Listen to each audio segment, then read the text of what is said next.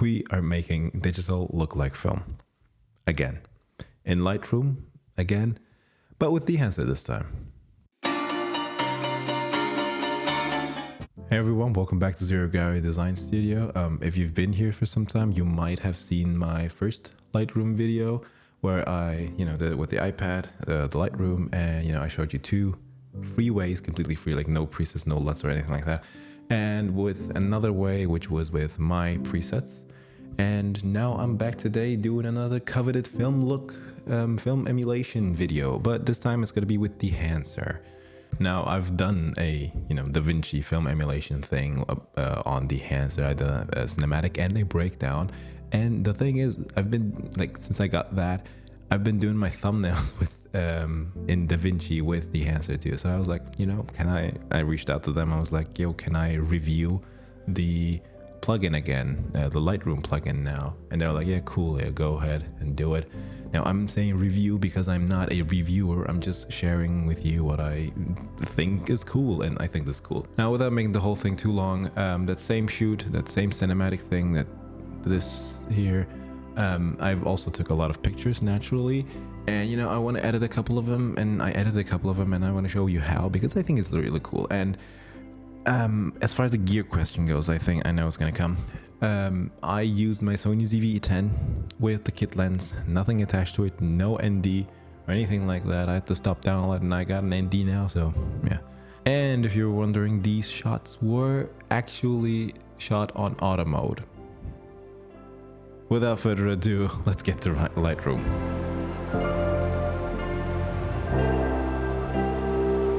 Alright, first of all, let's start with this.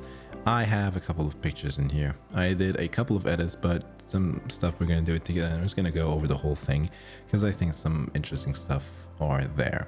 All right, so what it is I have this picture, which I'm going to start with this one because I kind of like this one. And yesterday I tried and I did something like this, which I think looks pretty sick. And in Dehancer's website, it says we have to, we don't have to, but for optimal results, we should go, we should do our basic, temperature adjustment. I think I'm going to go with 5600 here. And we should have it at -1 exposure with -40 contrast and blacks up at 60. And this is making the whole thing ready for Dehancer, it says. And also like no curve and shit like that. Yeah, and what I do is after this, I'm just, right click and edit in Dehancer Lightroom plugin. And, copy file options are true. Lightroom adjustment, blah, blah, blah. Yes. And before we open that, we also have to, decide on the aspect ratio and the whole jazz. So I like anamorphic stuff, as you might know, and I'm going to go something like this. I'm actually going to give it a bit more space there. I don't want to see my gimbal there in my iPad, so I'm just going to make something like this. Eye level is going to be on that line there. I think this is kind of a cool thing. I don't want to see the leg there, so it's going to just a little bit there, maybe just something like this. I know it's going to be a bit right heavy, but it's fine. And what I'm going to do is I'm just going to go edit in Dehancer Lightroom plugin, and yes. So this is what we get when we, open the Dehancer, and I think this looks better than the DaVinci thing. It's more understandable than DaVinci. I'm gonna have my thoughts on the UI later on, but yeah, this is the picture. I've actually done with this picture, I just went with the print film because I thought it looked pretty sick, honestly. Glossy paper, something like that. No, I think I'm gonna go with really Fujifilm, that one, because I think it looked really sick. So I'm not gonna go with the film profiles on this one. I know we should, start maybe with the film profiles, but this is my video, dude.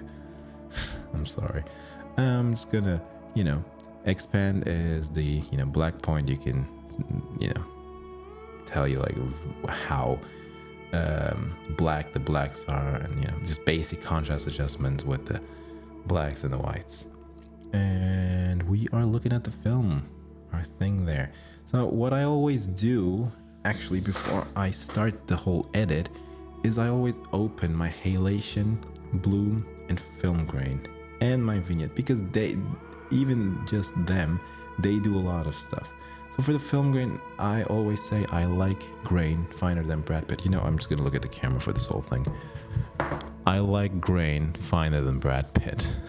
So this is one of my favorite grain jokes. And also, back on the grain train. That's pretty cool too. Like I said, I actually like finer grain, but since it's a photo and you know, you don't really see that, I'm going with 35 millimeter grain and not the 65 millimeter grain that I always go for in the DaVinci version. So 35 millimeter 500 ISO is my lovely grain over there.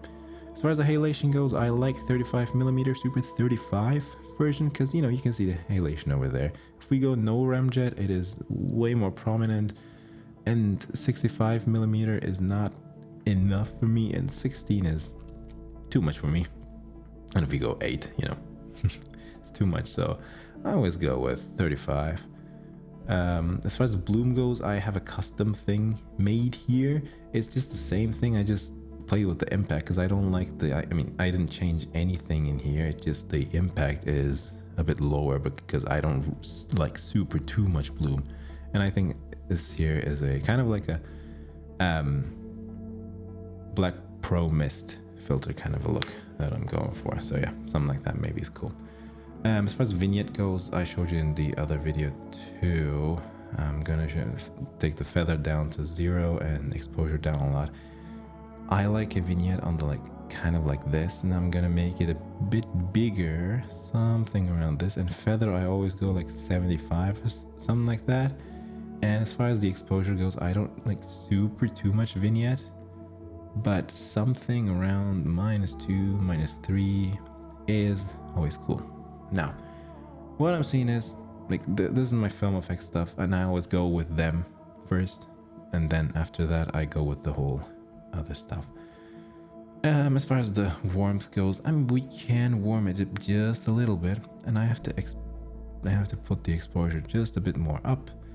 I'm gonna go to color boost and, you know, boost it around 30 to 40, something like that is cool. Looks cool because I'm gonna add some density here. I like a bit dense colors.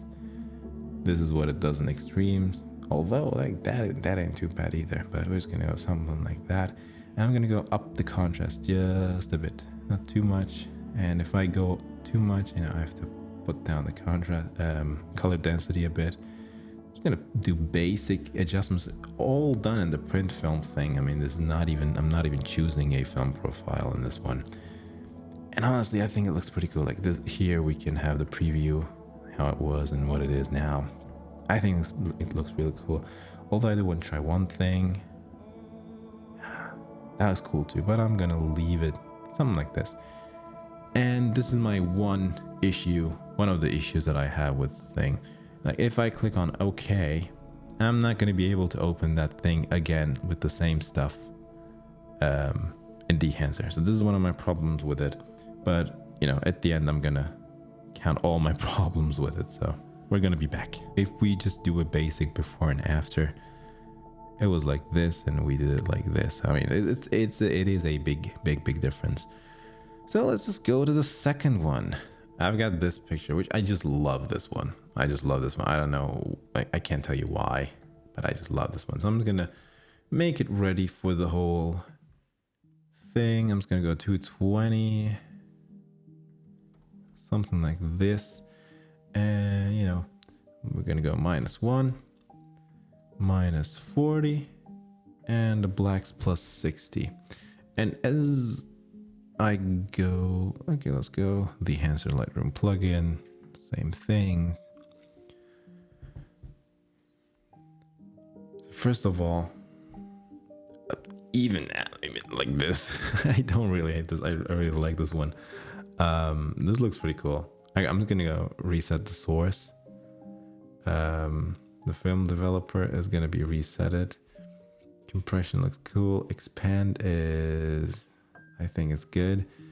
I'm gonna play with the grain a little bit because I think the grain is a bit too much here. Maybe 35 millimeters. Something like this seems pretty cool, but the grain does a lot, you know. And the vignette also, like vignette, we're gonna just change the aspect ratio to our normal one. And even this, look, I mean, it just does a lot. Look at this. Look, it just does a lot, dude. As far as the print goes, okay. It's gonna up this one. It's gonna reset this one. I mean, I really like this one. Let's just go to my film profiles and maybe we'll find something cool. Oh, Cinestill looks pretty cool. But I actually want to go with Fujifilm this time. Maybe if I find something cool.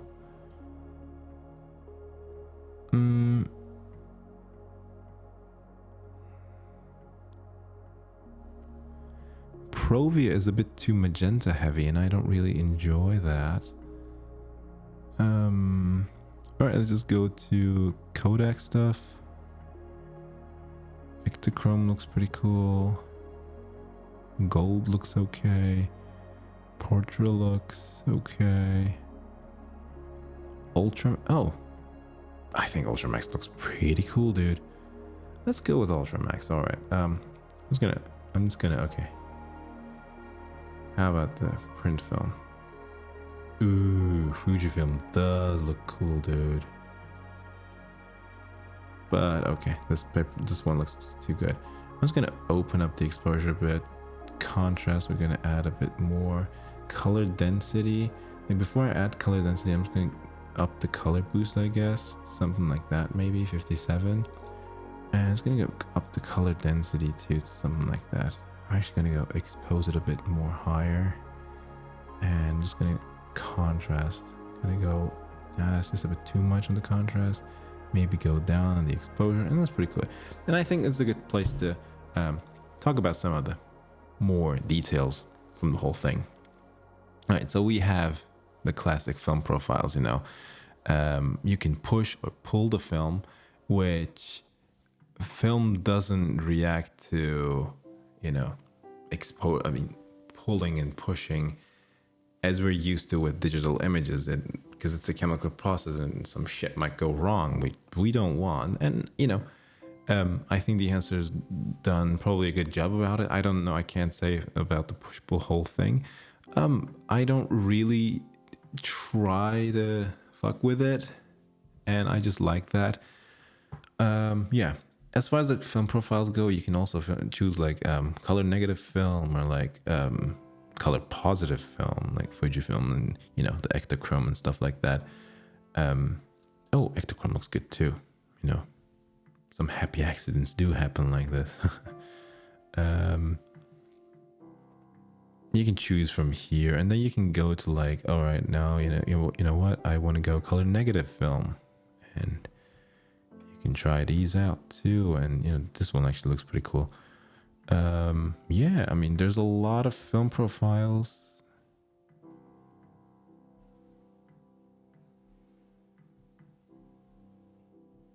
You know what? I think I'm gonna go with the I think this looks pretty cool. I think this looks sick. Okay, yeah. So film profiles are like that. I think the best thing is to learn on the job. That's why I'm doing it like this. And if you don't like this the way I'm doing, whatever. The source thing is the source image, the exposure of the source image, or like temperature compensation, make it warmer or colder. Tint, you know, magenta, green, tint. I never understand this defringe thing, honestly. I don't know. I don't just use it. Just that. I don't really do. I've said this in the DaVinci video too. I don't really do contrast in this one.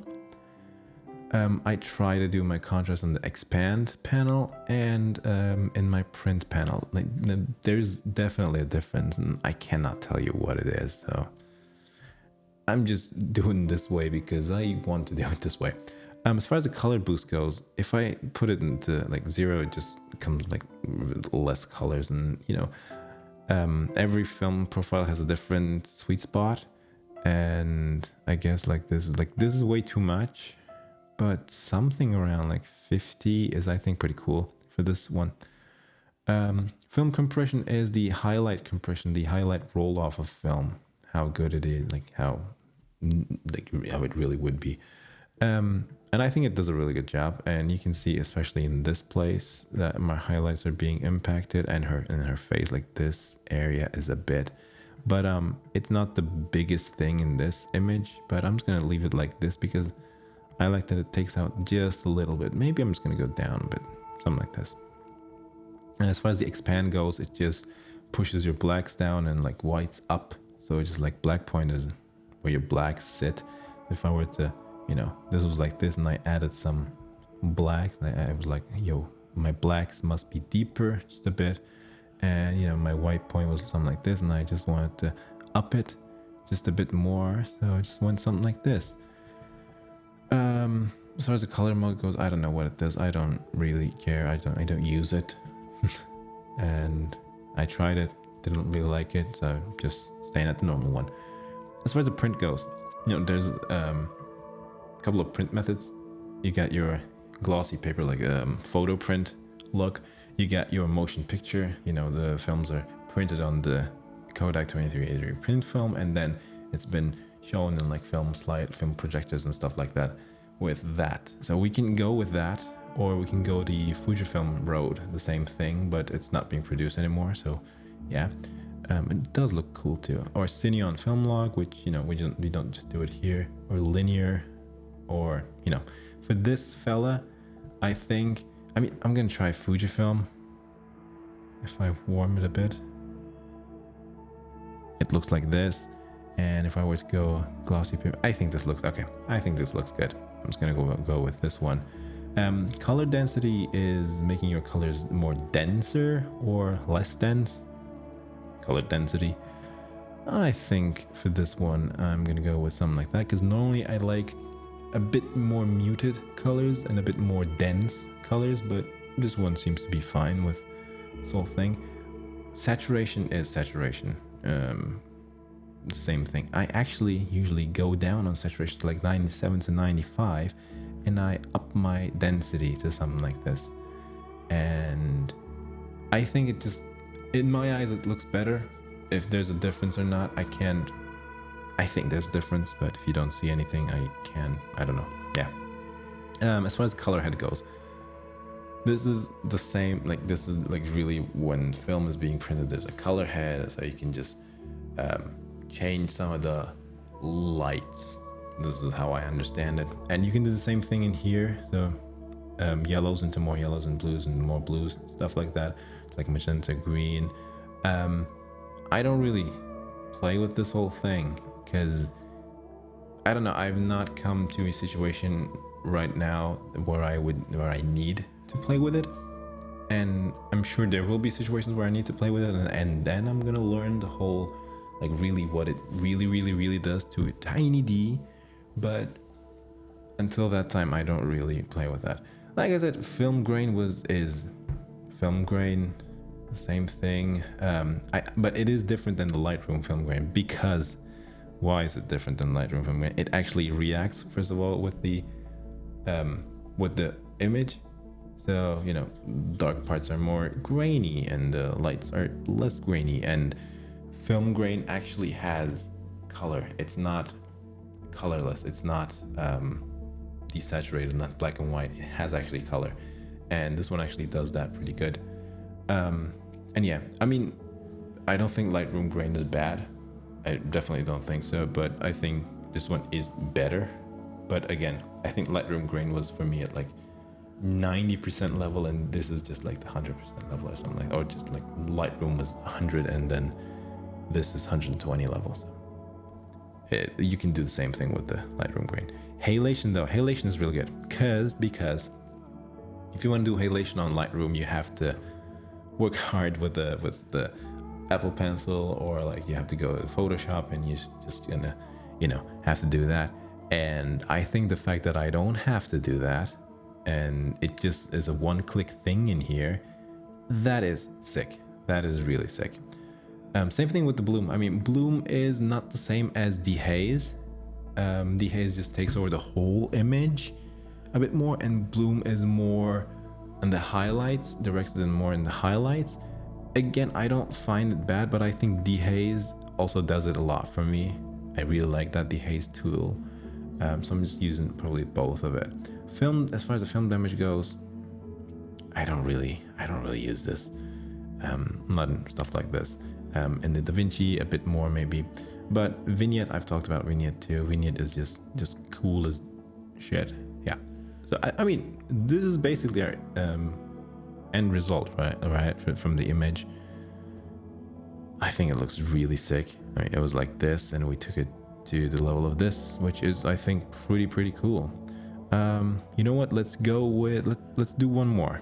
By the way, there is also an iOS app. I don't know if it has the Android app, but there is an iOS app on the iPhone and the iPad, and it's actually pretty cool. I mean, it's basically the same thing as the Lightroom app, and you have your films and you have your developer and compression and expand and print film and whatever, and you can also crop the thing here, so that's pretty good. That's the plus that the Lightroom plugin doesn't have, and the source is pretty much the same, but it still has the same issues. It can't take raw pictures, so you have to make it a TIFF or a JPEG, which kind of is a workflow nightmare, I think. But yeah, I'm going to talk about my critique about that just in a moment or two.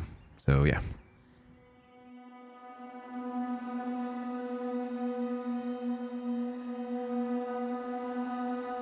First of all, I'm really happy again with the results. I am not a hard guy to please. I know what I like, and I get what I like in my softwares, I guess, in my looks. So yeah. And I'd like to also thank the model Finja for again being my victim on this whole thing. She did the cinematic with me. You can check it out, and you know, this shoot too. So it was awesome. You can show her some love with her socials down below too. Like, Dehancer is really good, nothing on that. Its film profiles are really good, film effects are really good, print film emulation is really good, grain, halation, bloom, like they're really good stuff. And I don't have a problem with Dehancer, but what I have a problem with is the workflow of it.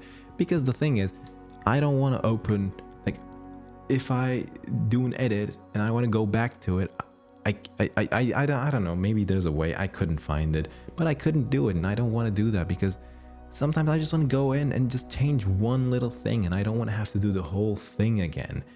That's a bit of a hurdle to me. And at that point, I could just do it in DaVinci and, you know, undo one thing, or just go into my settings and just change one thing. And I know DaVinci is not a photo editing program, but if I'm already doing a TIFF, if I'm not editing the raw footage, what does it matter then? At the end, that workflow is a bit of too much of a hustle for me, and I will still use it. I don't think I'm not going to use it, because exporting from DaVinci and the whole thing, it just comes down to maybe the same thing.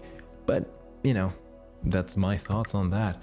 And the iOS app, well, that's a bit of a mixed bag, isn't it? Because I think the app is nice. I think it is way overpriced for what it is. I think it's a nice app. It does the same thing as the Lightroom plugin, but the thing is, again, it doesn't accept the raw thing. I don't know. My phone is an iPhone 12, so I can't take raw pictures with my phone. So I don't know if it really exports it there and it just recognizes that. I don't know that. I can't comment on that. But like, if I take a picture with my camera and I have to export it as a TIFF and then go to the Dehancer app. Again, this is the hurdle that I'm talking about. It's not as easy as like, okay, just open the app, just airdrop me the raw file and then just go and edit that. It's not like that, and it's too much of a hustle. And I think it's a shame, because I don't think the app is bad. It's not a Lightroom replacement. I don't think it's trying to be a Lightroom replacement. It's supposed to be one click. Not even the one click, you know, it's supposed to be fast, and it is fast. Again, it all comes down to the hurdle of the whole workflow. As far as the plugin price goes, I think it's good. I mean, the price is good. The price is okay, because it's the same thing as the DaVinci one, and the thing is, it works. It works good too. It really is good. And I don't think I can say anything on that. It's just the workflow that just bugs me a bit. But other than that, it's a good product. And hey, if you want to buy it, there's a free trial. And if you want to really buy it, then you can use my 10% off code with the whole thing. So that might help a bit. like I said, like every software and a plugin is good enough to tell your story, and you just have to find that story and tell it, I guess. Yeah, those are my thoughts. And, just don't forget to sub, like, comment, and, you can also support me on my Patreon, which would be really, really helpful. And other than that, yeah. Anyway, here's Wonderwall. Patiently waiting on my dreams to come true.